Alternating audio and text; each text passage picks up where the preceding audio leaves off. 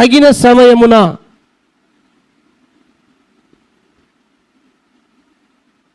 దేవుడు కార్యము చేసి ముగించేస్తాడు. హల్లెలూయా.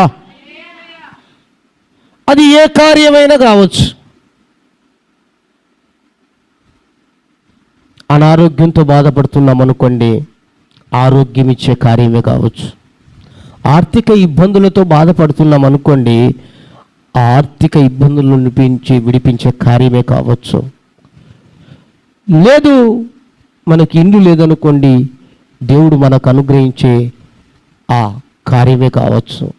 లేదు, ఇల్లు కట్టాలనుకున్నానండి, ఆ కట్టే కార్యక్రమమే కావచ్చు, కార్యమే కావచ్చు. లేదు, మన పిల్లల వివాహ కార్యాలే కావచ్చు, లేదా పిల్లలు పుట్టే ఆ కార్యమే కావచ్చు.